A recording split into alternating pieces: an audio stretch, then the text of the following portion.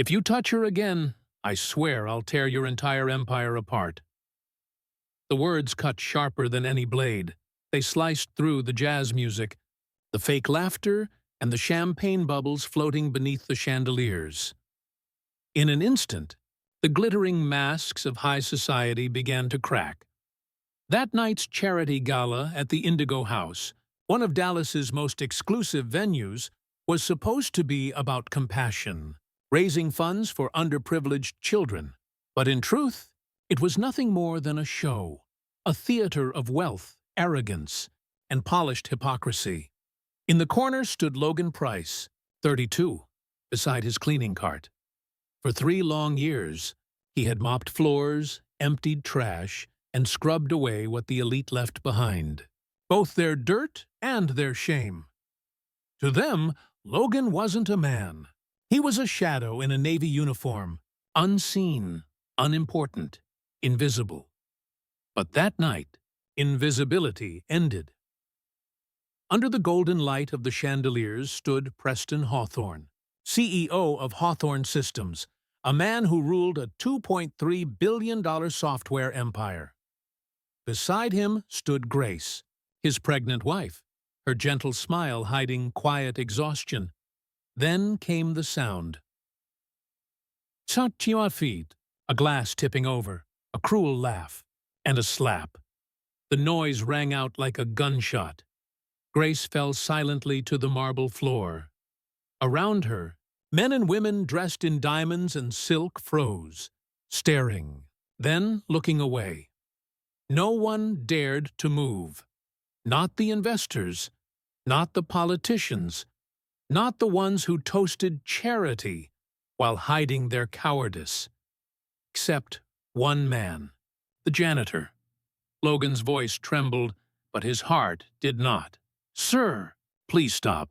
She's pregnant." Preston turned slowly, his face dark with fury. "What did you just say?" "I said stop.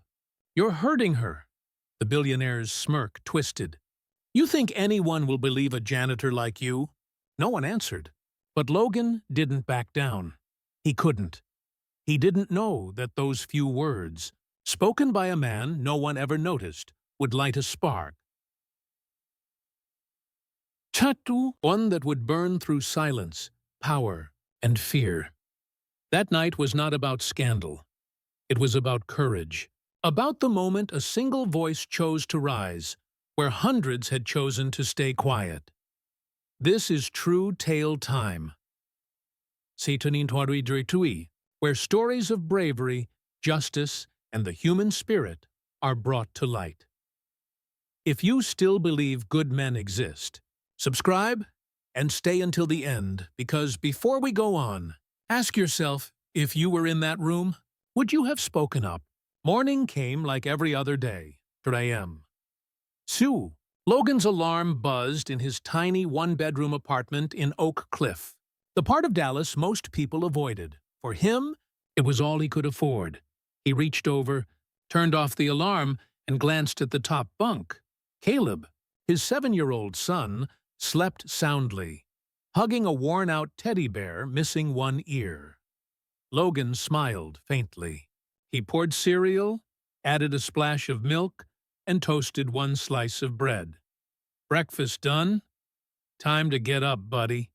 Caleb yawned and rubbed his eyes as his father helped him dress and comb his hair. "Dad, can we have pizza today?" Logan chuckled softly.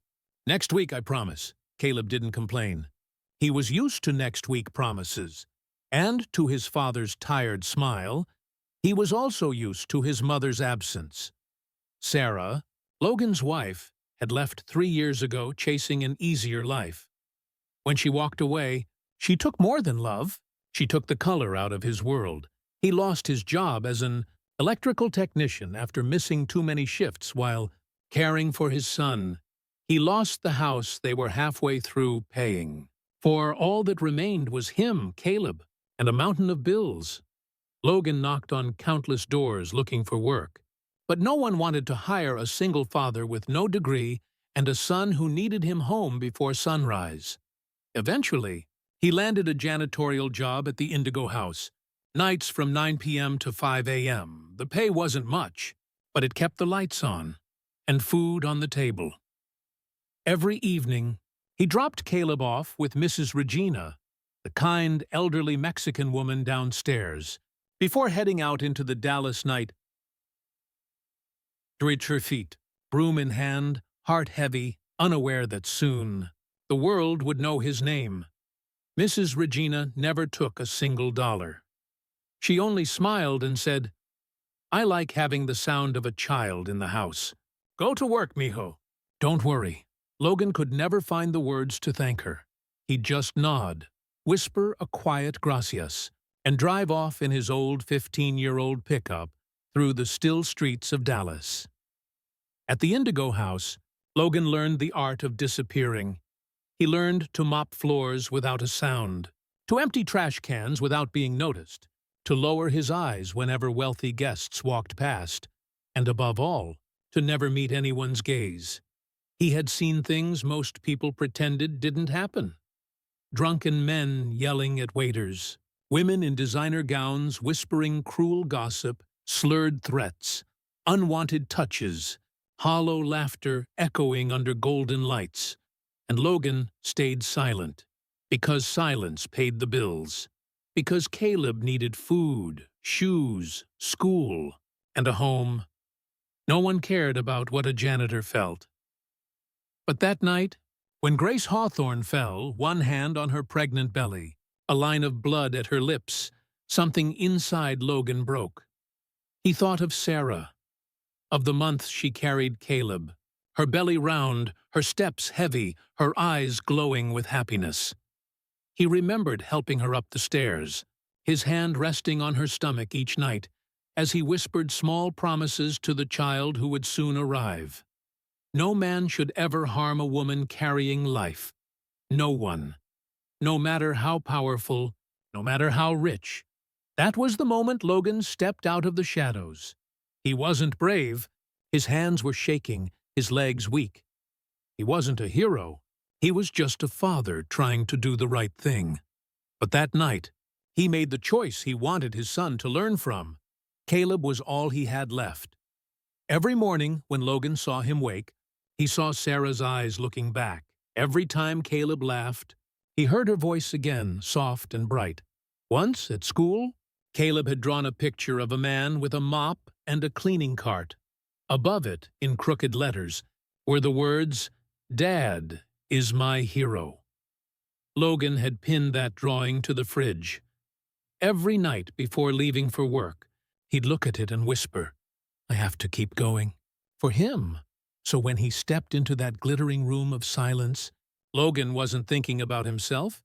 He was thinking about Caleb. He asked himself, if my son saw me stay quiet, what would he learn? And that single thought gave him courage.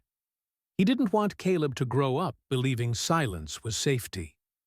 He wanted him to learn that standing up, no matter the cost, is what makes a man. So he took that step forward. The step that would change his life forever. That night, the Indigo House sparkled like a painting. Crystal chandeliers scattered light over tables draped in white linen, and roses the color of blood. Men in Tom Ford suits, women in Versace gowns, watches worth more than homes glinting on their wrists.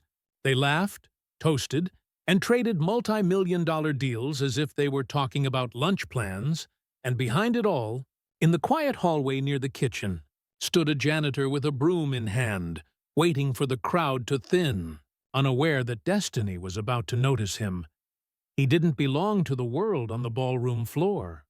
Cole Bennett, the Indigo House's head chef, stepped out of the kitchen wiping his forehead with the back of his hand. "Logan, tonight's going to be long. They just added 50 more guests," he said, voice steady but tired. Logan tightened his grip on the mop handle. "I'm ready," he answered. Cole saw the weariness in him. The two men had started around the same time, and over the years, a quiet understanding had grown between them. Sometimes Cole would slide a boxed dinner into Logan's hand for Caleb. They didn't speak about their struggles. But respect lived in the small things. Head home early if you can, Cole said softly. Your boy's probably waiting, Logan nodded, grateful. Yeah, thanks. But tonight Logan would not go home early. Tonight would not be ordinary. At 9:30 p.m., the gala was at its peak. Preston Hawthorne stood at the center of the ballroom like a man on a throne, slicked back hair, a Tom Ford suit that cost more than most mortgages, and the kind of smile that made headlines. He was the keynote, the top donor, the pride of Dallas. Hawthorne Systems had just closed an $800 million deal with the state. The papers called him the next tech wunderkind. Forbes had his photo in a 40 under 40 spread. Beside him, Grace Hawthorne moved like someone trying to bend herself into peace. She was 28, 6 months along, wrapped in a pale turquoise silk gown that hid the curve of her pregnancy with graceful intent. Her hair caught the chandelier light. She smiled politely, but her eyes, the blue underneath, did not smile. Before she was Mrs. Hawthorne, she had been Grace Montgomery, a daughter from an old Charleston family. She and Preston met at a tech conference in 2021, fell fast, and married 8 months later.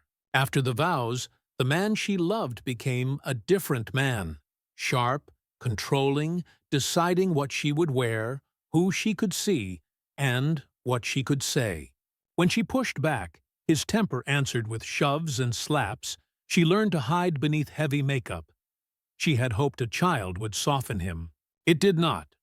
At 9:47 p.m., a careless elbow nudged a waiter and a champagne flute toppled. The bubbles scattered across Preston's expensive sleeve. He spun as if struck. Red flamed up his neck. "What did you do?" he snapped, voice low and dangerous. The kind of anger that didn't need volume to terrify. "It was an accident," someone stammered. "I'm sorry." Preston's eyes locked on Grace instead. "You embarrassed me," he said, teeth tight. "Do you understand what this cost?" His words were an inventory of worth. The suit, the bottle, the humiliation. Grace trembled, searching the room with the fragile hope someone would break the silence. But every gaze slid away. The music kept playing. Glasses were refilled. Deals were discussed as if nothing had happened. The guests had long ago learned where to look and how to keep their hands clean. Preston closed his hand around Grace's wrist. "Neil, you're hurting me," she whispered, voice cracked with shock and shame. Across that glittering hall, the day-to-day invisibility Logan had practiced broke like thin ice under weight. He heard a sound in his chest, the single, stubborn thump of a father's heart, and it pushed him forward into the room where everyone pretended not to be watching. I said, "Kneel." Then he shoved her. The push was brutal. Grace stumbled backward. Her heels slipped on the polished marble, and she crashed onto the floor. The sound echoed through the hall like glass shattering. The band kept playing, but no one moved. Not a single soul. From the far corner, Logan looked up. He saw Grace pale and trembling, one hand over her stomach, blood glistening at her lips.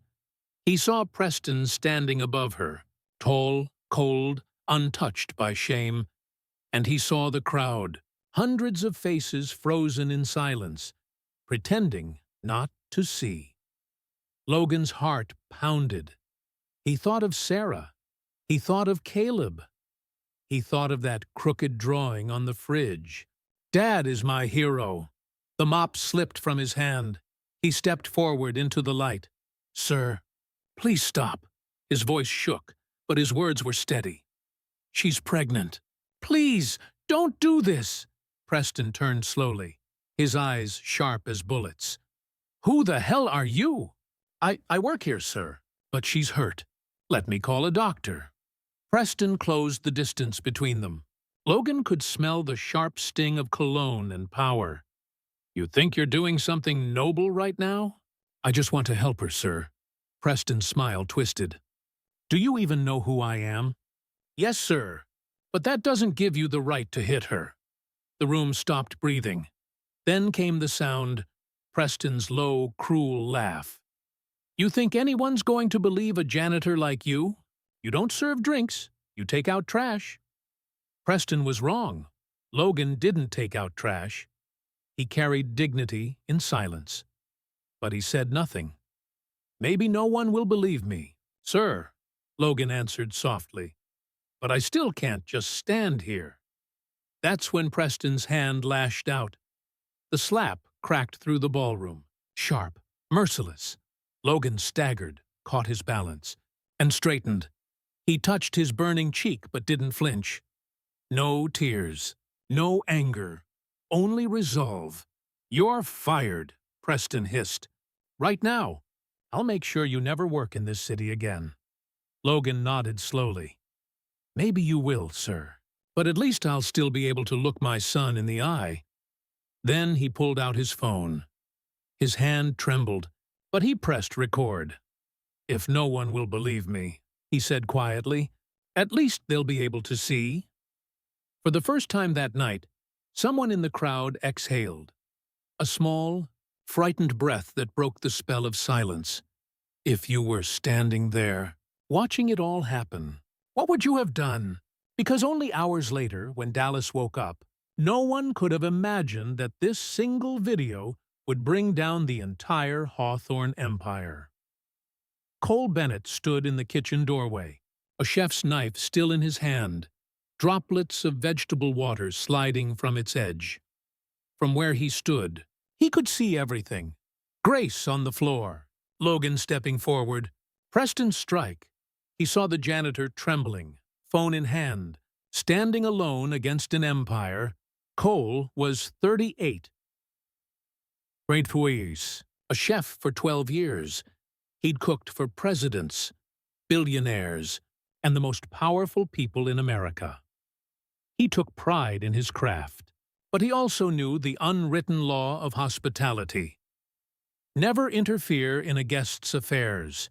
He had seen it before, men shouting at wives, threats whispered through clenched teeth, bruises buried under silk gowns, and every time he stayed silent. Because he had a family, 3 kids, and a wife, Maya, fighting stage 3 breast cancer. Her treatment cost more than $8,000 a month. Insurance covered only part of it. Cole couldn't risk losing his job. But that night, watching Logan Price, a single father earning $15 an hour, step forward when no one else would, something inside Cole cracked. 2 years earlier, Cole had sat beside his wife Maya in a sterile clinic, the doctor's voice flat but final. You need to start chemotherapy immediately. Maya had cried quietly, and Cole had held her trembling hand. Don't worry, he promised. I'll take care of everything. And he did. He worked 16-hour days. He picked up weekend shifts, catered weddings, corporate galas, charity dinners, anything that would keep her treatment going. But as he watched Logan standing alone in that grand hall, a thought pierced through him like a blade.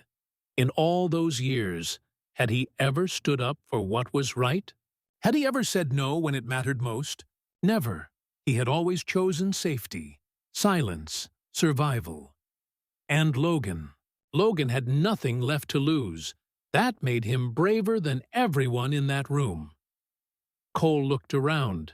The kitchen staff stood frozen, afraid. The guests looked away, pretending nothing was happening. Then his gaze fell on the knife in his hand, a tool meant to create beauty, not witness cruelty. He set it down, untied his apron, and stepped out of the kitchen. Enough. His voice wasn't loud, but it cut through the suffocating silence. Preston turned, brows drawn tight. Who are you? I'm the head chef here, Cole said evenly. And I think you should stop, Mr. Hawthorne. Stop what? Preston's tone was mocking. This is my family's business. It stopped being just your business the moment it became public, Cole said. Not when your wife is bleeding. Not when she's carrying your child.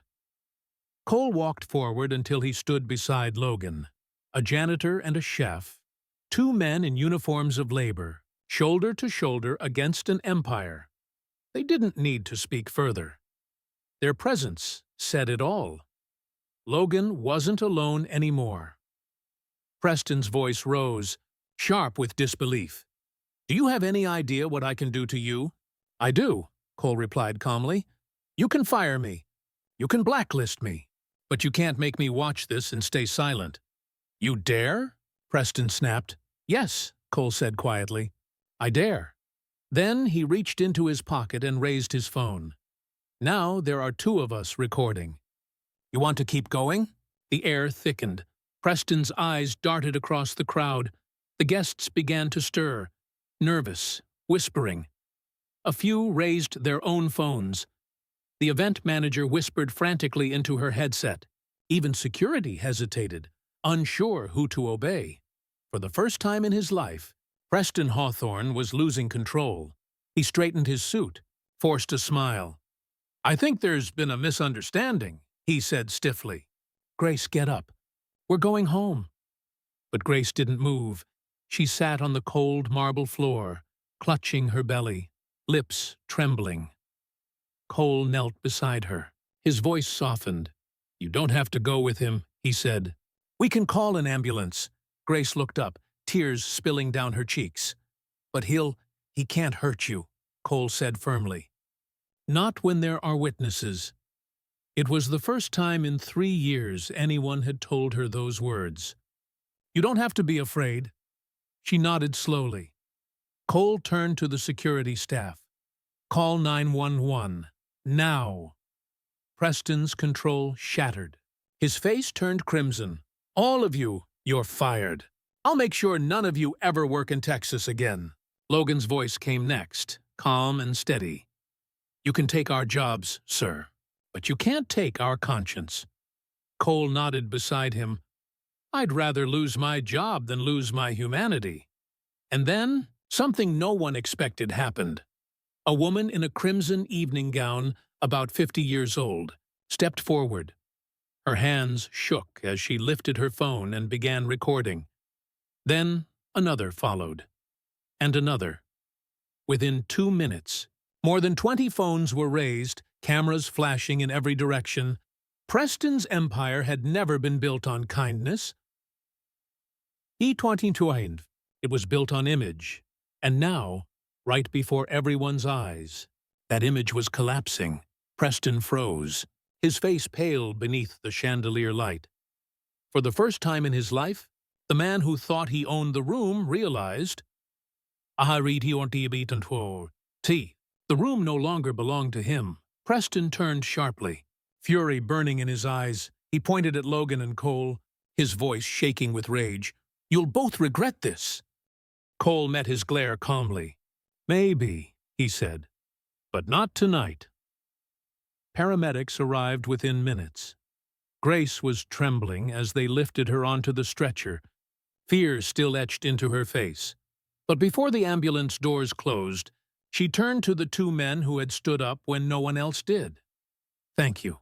2 small words, heavy enough to stay with them for the rest of their lives.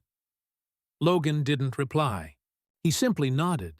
He knew this was only the beginning. As the sirens faded into the night, Cole placed a firm hand on his shoulder. "Go home." "Logan, your boy's waiting. What about you?" "I've got a kitchen to clean," Cole said with a faint, tired smile. "But I think this was our last shift." They stood in silence, both knowing what was coming next. Neither regretted a thing. It was 4 a.m. when Logan returned home. He opened the door quietly. The apartment was dark except for the soft light of a lamp. Mrs. Regina was dozing on the couch, and Caleb lay curled up on her lap, clutching his one-eared teddy bear. Logan gently lifted his son, whispering, "Thank you, Mrs. Regina." She nodded, her eyes drifting to the bruise on his cheek. Herman Fordens, worry in her silence. He laid Caleb in bed and pulled the blanket up to his chin. In his sleep, the boy murmured, "Daddy, I love you." Logan bent down, kissed his forehead, and whispered, "I love you too, buddy." His cheek still burned, his head still throbbed, but his heart, for the first time in years, felt light. Because that night, Logan Price had done something that mattered. He had stood up, and that was worth more than any job in the world. The next morning, sunlight crept across the small apartment. Logan woke up late, 8 a.m. instead of 5. He reached for his phone. Missed calls. 28 messages. Most were from unknown numbers, a few from old co-workers, and one from the Indigo House. "You are hereby suspended. Effective immediately. We are conducting an internal investigation into your disruptive behavior. During last night's event, please refrain from contacting clients or the media. Any violation will result in legal action." Logan stared at the message, then set the phone down. He had expected this, but it still hurt. He was suspended, not Preston. His phone buzzed again, a text from Cole. "Me too. They said I acted beyond authority. We need to talk." Caleb didn't know any of it. Logan kept his smile steady through breakfast. He packed lunch, asked about the math test, and drove him to school as if nothing was wrong. But when Caleb ran through the school gate and waved, something inside Logan tightened. How would he pay rent next month? How would he keep the lights on without work?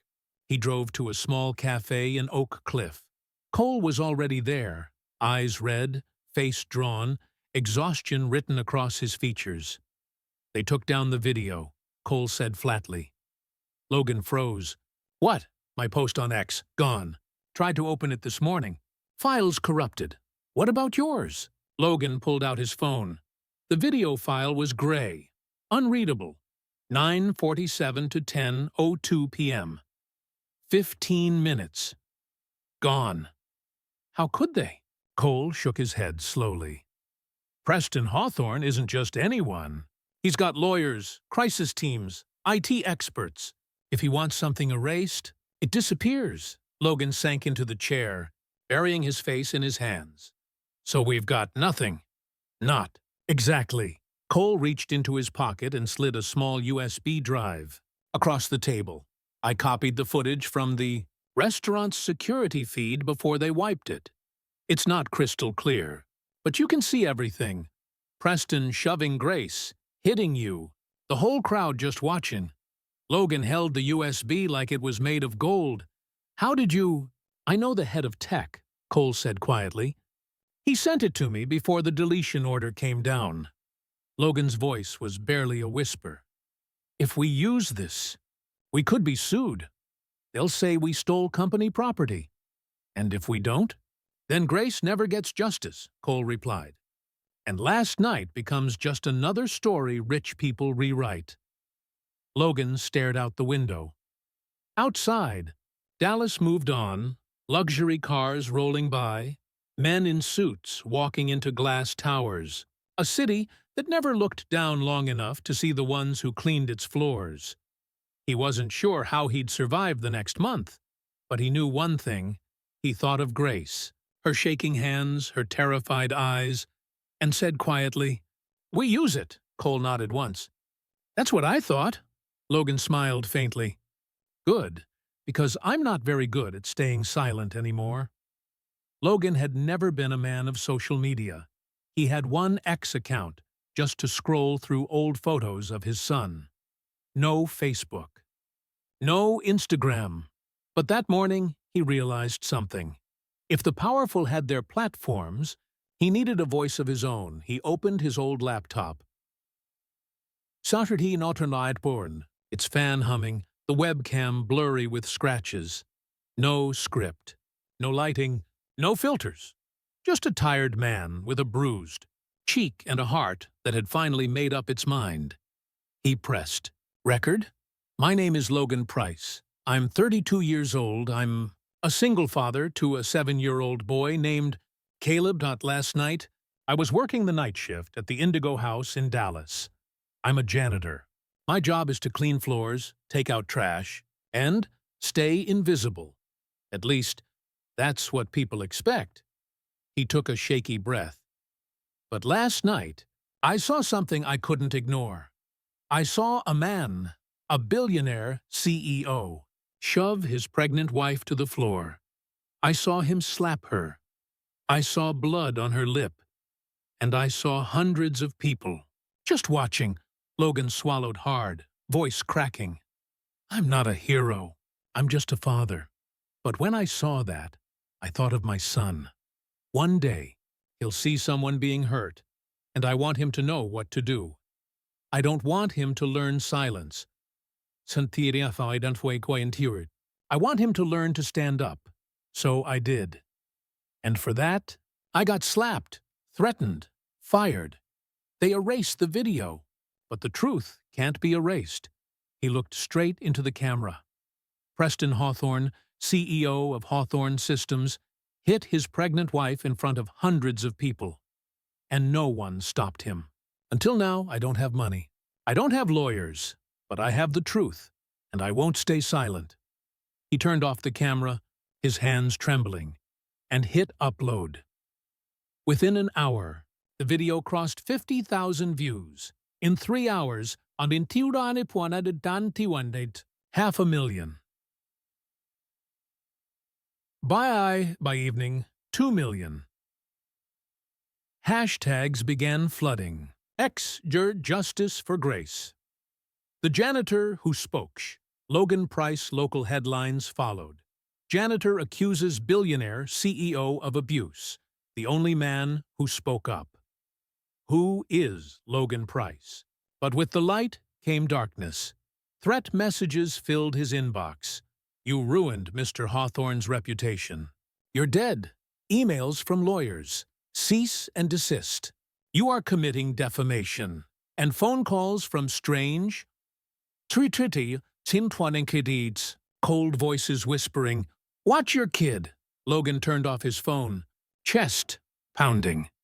He looked toward the small bedroom, Caleb sleeping peacefully under his blanket. "What have I done?" he whispered. A text from Cole popped up. "You've seen the news? They're coming after you." "Yeah," Logan typed. "They hired a PR firm. They're saying you did it for fame, for money. They're digging into your past, Sarah's accident, your debts. They can't do that." "They can, and they are?" "Logan, you need a lawyer." "I can't afford one." "Then we find someone who'll take this on. Someone who's not afraid of him. But in Dallas, where Preston had friends in every law firm, every boardroom, who would dare? Across town, a woman replayed Logan's video for the 5th time. Harper Quinn, 29 times independent journalist. Once a rising star at the Dallas Observer, fired after exposing a major corruption case. Since then, she'd worked alone. No investors, no sponsors, just truth. And this story, this was the one she'd been waiting for. She picked up her phone and dialed the number under the video. "Hello, Logan Price? This is Harper Quinn. I'm a reporter. I believe you. And I want to help you tell this story the right way." Logan hesitated. "How do I know I can trust you?" "You don't," she said simply. "But you don't have much choice either. Preston's silencing everyone. But you know who he can't silence?" "Who?" "Grace Hawthorne." Logan froze. "She's at Roper St. Francis Hospital," Harper continued. "They're keeping her quiet. But if we can reach her before they move her, if she's willing to speak, everything changes. They'll never let her. Not unless we act fast." Logan looked toward the bedroom. Caleb lay asleep, breathing softly. He thought about everything he had lost, and about the woman who had looked at him with fear and gratitude in the same breath. "What do we do?" he asked. Harper smiled faintly on the other end. "Meet me tomorrow morning. We're going to see her, together." At 2 a.m., Logan's phone buzzed. A text from an unknown number. "I'm Grace. Harper has contacted me. I want to meet you. Room 427, 6:00 a.m. Don't tell anyone. Logan shot upright in bed, heart racing. Was it real? Or a trap? He called Harper immediately. After a few rings, she answered, voice groggy but alert. You got the message, didn't you? Yes. How did you get her number? I know someone inside, Harper whispered over the phone. She's a nurse, used to be a domestic violence survivor herself. She saw your video and wants to help. But Logan, we only have one chance. Preston's placed guards outside Grace's room. They'll move her to a private facility at 9 a.m. How do we get in? Logan asked. The nurse will open a side passage. But we have to go now. Logan called Mrs. Regina. Can you watch Caleb a few more hours? Her voice, soft and worried, came through the receiver. Be careful, son. I'll pray for you. He grabbed his keys and drove across Dallas.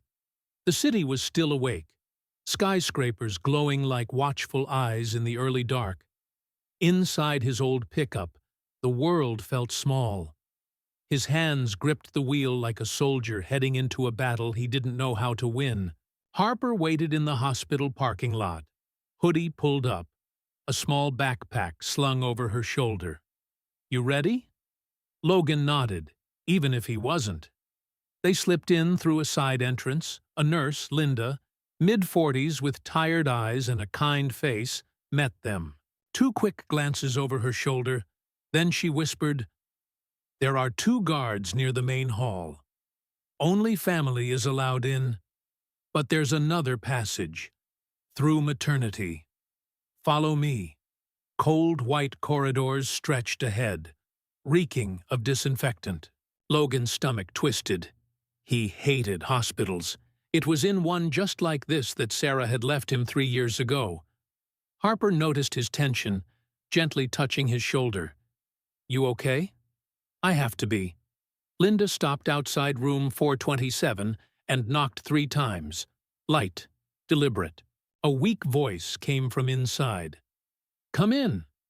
For the first time, Logan saw Grace Hawthorne in daylight. She looked fragile, almost weightless. Blonde hair tangled, eyes swollen, the bruise on her cheek still visible. But what broke him most was how she curled into herself, like a frightened child still trying to make herself small enough to disappear. Grace tried to sit up, one arm around her belly. You're Logan Price? Yes, ma'am. His voice was low, uncertain. I'm Logan.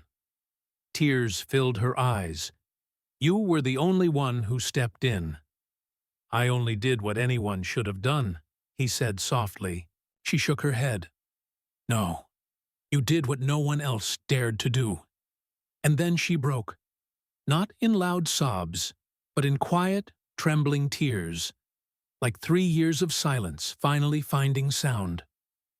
Harper stepped closer, offering a tissue. Grace, I'm Harper Quinn, an independent journalist. Logan and I want to help you, but we need you to tell the full truth. Everything. Grace stared down at her hands. Tiny scars, fading bruises, all the things she'd tried to hide. If I speak, he'll kill me. He can't, Logan said, kneeling beside her bed. Not with the whole world watching. Not now. You're not alone anymore. Grace looked at him. The janitor who had risked everything. For the first time in years, she felt seen. Okay, she whispered. I'll talk. Her voice shook at first, but then the words came faster. The truth uncoiling after years of fear. She met Preston in the spring of 2021 at a tech conference in Austin. She was a marketing assistant at a small startup. He was the keynote, magnetic, brilliant, a man who made everyone feel like the future was in his hands. He asked her to dinner, then another, and another. He sent flowers every morning, wrote long messages about destiny and soulmates. 2 months later, he proposed.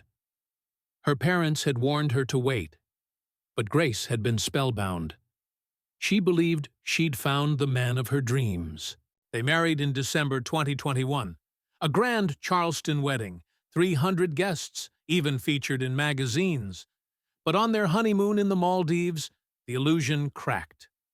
Preston began checking her phone, asking who she'd texted, why she'd smiled at a waiter, why her dress was too short. At first, she thought it was love, jealousy, maybe. Then came the first slap. March 2022. They'd argued about visiting her parents. He said, "You don't need them. You have me." She argued back. The slap was sharp, sudden, and final. Afterward, he cried, "I'm sorry. I just love you too much. I'm scared of losing you." She forgave him, but the apologies stopped. The slaps didn't. They became shoves, threats, bruises she covered with foundation. He took her phone, installed trackers, monitored her calls, followed her to every appointment. Once, she tried to run. He found her at a hotel, grabbed her by the hair, and slammed her against the wall. "You belong to me forever," he said. After that, the house became her cage. Then came the pregnancy. She had hoped, prayed, that fatherhood would soften him. It didn't. He kicked her when dinner was late, shoved her when she cried. Once, when she begged to call a doctor, he pressed his hands around her throat.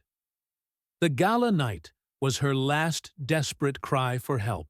She had spilled the champagne on purpose, hoping someone, anyone, would see. And someone did. "You saved my life," Grace whispered. "And my baby's." Logan shook his head gently. "You saved yourself. You were the brave one." For the first time, Grace smiled.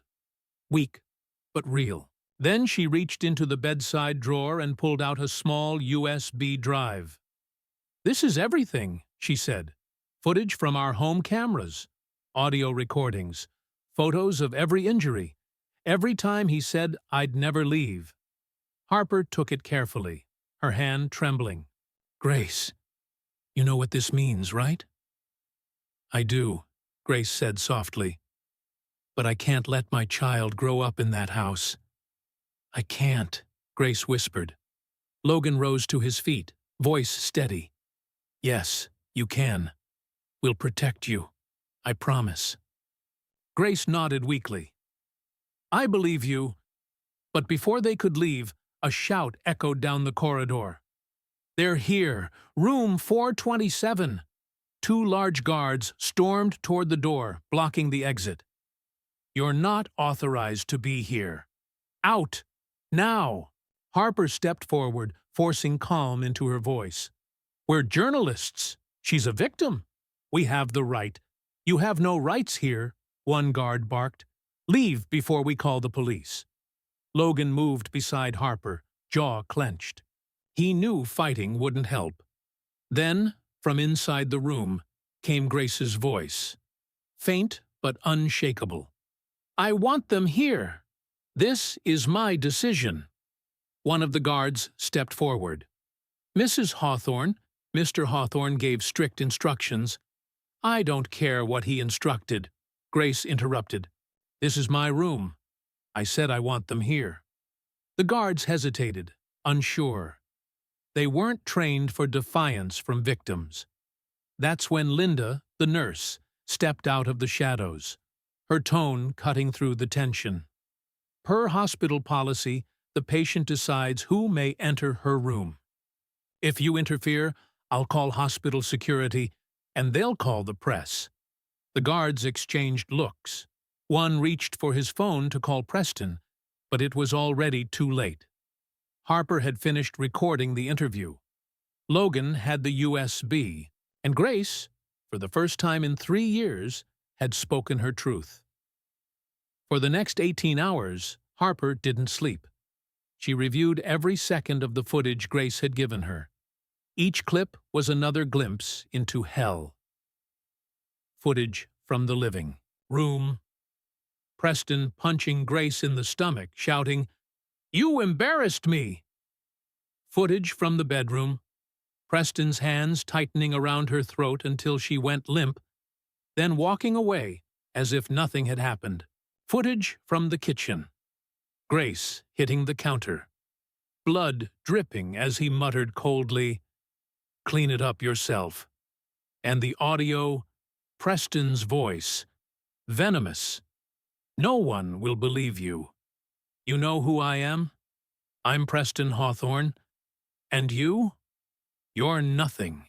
If you ever leave me, I'll kill you. Then I'll kill the baby." Harper had to pause the video several times, not for editing, but to wipe her eyes. 10 years earlier, at 19, she had been a victim too. She had spoken up, but no one believed her. They called her dramatic, attention-seeking. Now, watching Grace tremble through her story, Harper saw herself, and she made a silent vow. This time, the world will not look away. She began building the video, not a news report, a story. She opened, with magazine covers, Preston's perfect smile under headlines like, "The Mind Behind a Billion-Dollar Empire." Then, she cut to the gala, the night of the slap, Grace collapsing, Logan stepping forward. Then came the home footage, every strike, every threat, every bruise. Finally, she ended with Grace's tearful words and Logan's quiet voice. "I'm not special. I'm just a father. But when we see something wrong, we have to stand up, not because it's easy, but because it's right." Harper uploaded the video to YouTube, Vimeo, and her personal site. Then she sent it to every major outlet, CNN, NBC, BBC, ABC, along with a single email line. "This isn't a scandal. This is the story you need to tell, because it matters." She hit send and waited. AM. 10,000 views. Aden film. 500,000, Holaby 7, AM. Over 3 million. The hashtag Justice for Grace soared to #1 worldwide. Sound free. Sadi Dai Fru. From the US to Canada, the UK, Australia, even Japan and Vietnam. Celebrities began sharing it. Oprah. This is what courage looks like. Michelle Obama. No woman should suffer in silence. Reese Witherspoon. Believe women. Protect women. But backlash came too. Some defended Preston. Don't judge too fast. We haven't heard his side. Others attacked Grace. If it was that bad, why didn't she leave? And a few targeted Logan. He's just chasing fame off someone's misery. Harper refused to let them twist the truth. She replied to every cruel comment with evidence, transcripts, and facts. Silence was the weapon. Truth was the shield. Meanwhile, Logan's phone wouldn't stop buzzing. Calls from unknown numbers, voicemails from law firms across the country. One message stood out. "This is Morrison and Associates, New York. We'd like to represent you and Mrs. Grace Hawthorne. Sekitintidre draw to free. Pro bono. We believe in justice," Cole called minutes later, voice shaking between disbelief and relief. "Logan, you seeing this? We're winning, man. We're finally winning." Logan stared out the window at the rising sun. The world outside looked the same. Cars moving, people rushing. But something inside him had shifted forever. He was exhausted, scared, unsure of what came next. But for the first time in a long time, he felt something powerful. Hope. Logan sat on the living room floor while Caleb colored beside him. "Dad, why is everyone talking about you on TV?" the boy asked, head tilted curiously. Logan brushed his son's hair gently. I did something, and people are talking about it. You did a good thing, right? Logan looked into those innocent brown eyes, Sarah's eyes, and smiled faintly. I hope so. Buddy, Caleb grinned, holding up his drawing. A man raising his hand, surrounded by light. This is you, Dad. You're a superhero. Logan's breath caught. He pulled his son close, hugging him tight. Tears slid down his face. The first he'd allowed in days. Meanwhile, at Hawthorne Systems headquarters, chaos reigned. The boardroom buzzed with panic. Stock had dropped 23% overnight. Investors were pulling out. The Ahoidiu Texas state contract was suspended. Employees were resigning publicly on LinkedIn and I can't work for a company led by a man like this. Major clients canceled deals. Partnerships dissolved. The empire was cracking. Inside his private 200-square-meter office, Preston Hawthorne sat behind glass walls that once looked out over Dallas. His city, his kingdom. Now it felt like a cage. The phone rang. It was his lawyer. Preston, it's bad. The FBI just opened a domestic violence investigation. Dallas PD wants to question you. And Grace filed for divorce with a restraining order. Handle it, Preston snapped. Whatever it costs. It's not about money anymore. That video can't be erased. The world's watching. You need to prepare to be arrested. Preston slammed the phone down. The screen cracked. For the first time in his life, he couldn't buy his way out. 2 days later, the doors of Hawthorne Systems burst open. Dallas police stepped in with cameras flashing behind them. Preston Hawthorne, the officer announced, you are under arrest for assault, domestic violence, and making threats to life. You have the right to remain silent. Reporters swarmed like bees. Flashbulbs exploded like gunfire. And the tech king of Dallas, once untouchable, walked out in handcuffs. The world watched live. 3 months later, the trial, the Charleston County Courthouse, was overflowing. Reporters lined every aisle. Cameras pressed shoulder to shoulder. Lights flashing as the case began. Outside, 2 crowds had gathered. On one side, believed survivors, justice for Grace. On the other, innocent until proven guilty. But the numbers told the truth. Hundreds stood for Grace. Only a few for Preston. Logan sat quietly in the witness section, wearing the only suit he owned, a second-hand one, a little loose at the shoulders. Beside him sat Cole, calm and proud. In the press row, Harper scribbled notes, her recorder blinking red. At the plaintiff's table, Grace sat beside her lawyers from Morrison and Associates.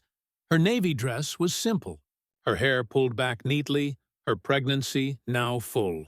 8.5 months. She looked composed, but her hands trembled slightly on the table. Across from her sat Preston, still in an Armani suit, still trying to look powerful. But his eyes betrayed him. They flickered with fear. The bailiff called, "All rise." Judge Eleanor Hartfield, 62, entered, "Sis fuan, sahantin tuan antid," a woman known across the state for her integrity and unshakable fairness. "The court is now in session," she declared. The case of Grace Montgomery Hawthorne versus Preston Hawthorne, Santry Dantutort, Tratatufrit. Charges include assault, domestic abuse, and threats to life. Grace's attorney, Rebecca Morrison, stood first. Her voice filled the room. Firm, deliberate, and calm. Ladies and gentlemen of the jury. Today, we don't just stand for Grace Hawthorne, we stand for the millions of women silenced by fear every single day. We will show that Preston Hawthorne, celebrated as a symbol of success, is in truth a man of violence and control. And we will prove it, not with words, but with evidence, with testimony, with courage. Then she gestured toward Logan. Every head turned. Logan bowed his head slightly, hands gripping his knees. He wasn't used to being seen by so many, but he didn't look away. Then came Preston's defense attorney, Gerald Finch, 58 Teasers, a man famous for saving corporate giants. He stood confidently, his voice smooth like a salesman's promise. "Members of the jury, this is indeed a tragedy. But not for the reasons you think. The tragedy is how easily truth can be distorted. Mr. Hawthorne is a philanthropist, a loyal husband. Were there arguments? Certainly. But abuse? Never. The videos you will see were manipulated. The statements, exaggerated. Mrs. Hawthorne is exploiting divorce law for financial gain." Your courtroom fell silent. Grace trembled, but kept her chin high. Her silence was stronger than his words. "Call the first witness," Judge Hartfield said. "Mr. Logan Price, please take the stand." Logan rose. The wooden floor creaked beneath his shoes as he approached the witness box. He took the oath and sat down. "Mr. Price," Rebecca began, "please tell the court what you witnessed on the night of July 15th. Logan exhaled. "I was working the night shift at the Indigo house. I saw Mr. Hawthorne shove his wife to the floor. She was pregnant, bleeding. I begged him to stop. He slapped me and said no one would believe a janitor. What did you do next?" "I took out my phone and recorded it. Because I knew, without proof, no one would ever believe me." Finch cut in sharply. "That video was deleted." "Your Honor, there's no evidence." Rebecca smiled calmly. "We have the restaurant's security footage." The lights dimmed. The screen came alive. Gasps filled the room. There it was. The truth, captured frame by frame. Preston's shove. Grace's fall. Logan's defiance. The slap. Every second, undeniable. Woman on the jury wiped her tears. Reporters scribbled. Furiously, Preston's face went pale. Now, it was Grace's turn. She rose slowly, one hand on her belly, and walked to the stand. The room fell silent. Once seated, she looked directly at the man who had owned her life for 3 years, and for the first time, she wasn't afraid. Rebecca's voice softened. "Grace, please tell us about your marriage." Grace took a breath, the kind you take before stepping into a storm. And then she began to speak. Grace began to speak, her voice trembling, sometimes breaking. She told them about the first slap, the kick to her stomach, the fall down the stairs, the death threats whispered in the dark. "I stayed," she said softly. "Not for money, but because I was scared. He said if I ever left, he'd kill me, and I believed him." Mr. Finch rose, his voice sharp. "Mrs. Hawthorne, if you were beaten that often, why didn't you call the police?" Grace turned to face him. Her eyes were red, but steady. "Because I knew no one would believe me. He's Preston Hawthorne, and I was just his wife." The courtroom fell silent. Then, slowly, Grace nodded toward her lawyer. Rebecca Morrison stepped forward. "Your Honor, we have proof." The lights dimmed, the screen flickered, and the footage began. Home videos, security clips, every punch, every shove, every threat, the truth, unfiltered, undeniable. A woman on the jury began to cry. A man turned his head away, unable to look. On the defense bench, Preston closed his eyes. The mask of confidence finally cracked. After 5 long days of testimony, the jury retired to deliberate. 2 hours later, the door opened. Everyone rose. Judge Hartfield took the paper from the foreman. unfolded it, and read aloud. On the charge of assault, feed fun. Guilty. On the charge of domestic abuse, guilty. On the charge of threats to life. But heads. Guilty! Gasps filled the courtroom. Then came a wave of applause, sobs, and relief. Grace bowed her head, tears streaming freely. Judge Hartfield's voice was calm, but firm. Preston Hawthorne, this court sentences you to 8 years in federal prison, with no possibility of early release. You are permanently prohibited from contacting Mrs. Hawthorne or her child. 80% of the marital assets will be awarded to Mrs. Hawthorne. Talent 18 remaining 20% shall be donated to a fund supporting domestic violence survivors. Preston leapt to his feet, shouting, "This is injustice! I'll appeal!" The judge struck her gavel. "You have that right. But today, justice has been served." Officers stepped forward, handcuffing him. Preston turned once toward Grace, not with anger, but with emptiness, and then he was gone. Grace stood, one hand resting on her belly, tears glistening. But for the first time in 3 years, there was no fear outside. The courthouse steps overflowed with reporters and supporters. Cheers rose as Grace walked down into the sunlight. Logan stood waiting at the bottom of the steps. She didn't say anything. She just walked straight into his arms. "Thank you," she whispered, "for giving me my life back." Logan's voice shook.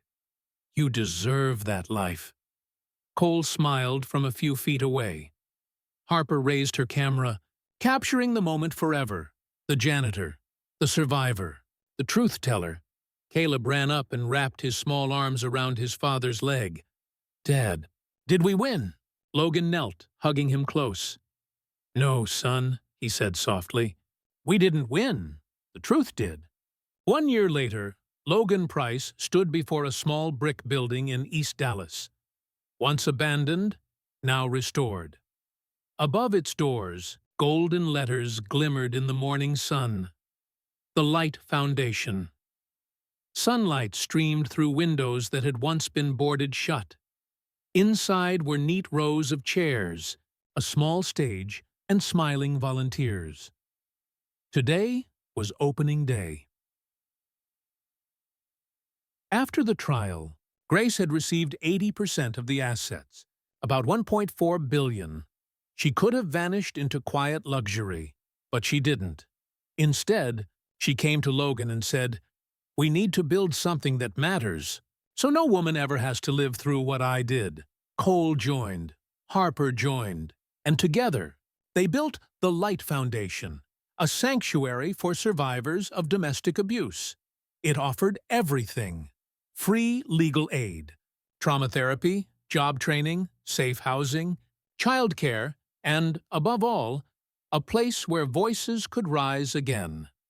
Over 300 people attended the grand opening: activists, survivors, reporters, and officials. On stage, Grace held her newborn daughter, Emma, Grace Hawthorne. Treat, her blue eyes wide and bright as she looked toward the crowd. Grace stepped up to the microphone. "A year ago," she began, her voice trembling, "I didn't think I'd still be alive. I thought my story was over. But a man, a stranger, stood up for me. Not because he had something to gain, but because it was right." She looked down to the front row, where Logan sat, smiling softly. "Logan Price taught me that courage isn't the absence of fear. Courage is standing up, even when you're terrified. And today, we open this center to honor that courage, so every woman and every child will know you are not alone." Applause thundered through the hall. Tears glimmered in the eyes of strangers who had once felt invisible. Logan stood, lifting 8-year-old Caleb onto his shoulders. The boy waved proudly toward Grace and baby Emma. Nearby, Harper raised her camera one last time, capturing the moment in golden light. And Cole, now the Foundation's director, stepped to the podium. "We didn't just build a building," he said. "We built a community." Final scene. The crowd erupted in applause. Grace smiled through tears. Logan looked at his son, and for the first time he didn't see fear or exhaustion. He saw peace. The music swelled softly as sunlight poured through the hall, and the narrator's voice closed the story. He was just a janitor who chose to speak when everyone else stayed silent. That choice didn't make him famous. It made him human. And sometimes, that's where real heroism begins. It became a place where light would always triumph over darkness. Among the crowd, a young woman, maybe 22, walked hesitantly toward Logan. Her voice trembled, but her eyes held fire. "Are you Logan Price?" He nodded gently. "That's me. What is it?" I saw your video. The one where you talked about standing up." Tears filled her eyes. "I was in an abusive relationship too. My boyfriend," her voice broke. "After watching your story, I called the police. I left him. And today, I'm free." She began to cry. Logan didn't speak. He just opened his arms and held her close. Sometimes, silence is the most powerful answer of all. A few steps away, a middle-aged man approached Cole. "You're Chef Cole Bennett, right?" "Yes, sir. I own a company in Houston. I watched the trial. The way you stood up, it inspired me. My company wants to sponsor your foundation. $500,000 a year." Cole blinked. You mean that?" "Absolutely," the man said, shaking his hand firmly. "And I'll make sure other businesses join. What you're doing, it matters." For the first time in his life, Cole felt the weight in his chest lift. All those years of survival had finally turned into purpose. At the corner of the stage, Harper interviewed a circle of women, survivors, each with a story. One of them spoke through trembling lips. "I used to think no one cared. But seeing Grace, seeing Logan, seeing all of you, I finally know that I matter. My life means something." Harper filmed every word, every tear, because this wasn't just a report anymore. This was legacy.